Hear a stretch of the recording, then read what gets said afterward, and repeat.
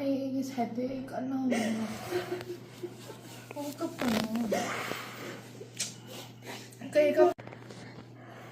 Kaya pa ko ito. Kami po po yun.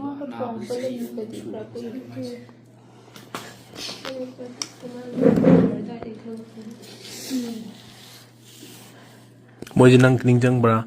thaina koina singda kadang banana sing da koi chalo ka helmet ka piram da thaina la singda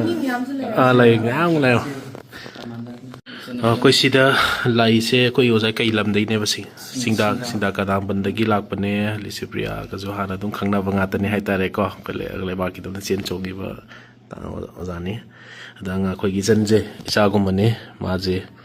लाइबक थीदना मागी pancreatic cancer है बतारे चौना है तारे माइना नाबदगी माजे गुवाहाटी ना चिंगवा ma'am चलुरे माजे lying बजे young बे आबदी दुम फोन नहीं है तारे पैसा दी दुम तिंगबा मैम हम संग बा है बतारे अन हंदक से ऑपरेशन तौरसी माजे पीएम जे लुसलक्ट्री ngaiदा है तो मोजल पलाक अनि हुम चंगने ना है बिरक पा है बतारे हेन चंगदुरिबनी लोरक पददी तो लिसिपीआई मनाक तक सी लाए लागा कोइना हारे ऑपरेशन जो कोई फ्री द तौरगे हिदाकसु कोई फ्री दा कोई चार्जगी तौरगे मिंग कयबा निथौजम सुनीता है सुस्मिता मागी हिदाकसु कोइना फ्री दा पिरनी टेसु लोइना फ्री दा चंगबसिंग लोइन तौरनी ऑपरेशन जो कोई फ्री दा तौरनी अद मागी हजिक सेला जिल पाम चंगरो मा ऑपरेशन जे तौबदा को मागी लायंग बता है बतारे मा थुना फरगा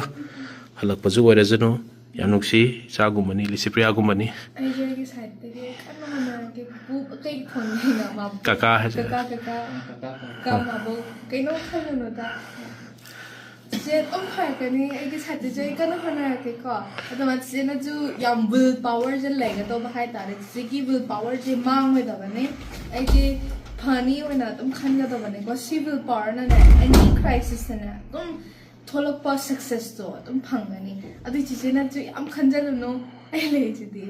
नत्रा चाला बगी चाल की दमक दम सिचेल अबनी लास्ट सोशल लाइफ है ना सद कोई सादा है जरी नॉन ते ना चल रे हम पर पलानी हम ताय तो बारे आई थिंक तुम बंधान हो गए सिंगा नि क्वाइ तगी रेड जोन नि लेरी से सन जुलाम त खंगम बनी कना ने हिंगो तो बंधा लोबी दुनो है पलिसिंग अखे दबो लबी हो लेtre दुदि कनो तो ला सिदल पालिसिंग मगा तरा इसन सुप्रिया की तसन रोगा लास्ट ऑप्शन मा मांदगी ककई तो अदुना जि माथा साउदी कुए को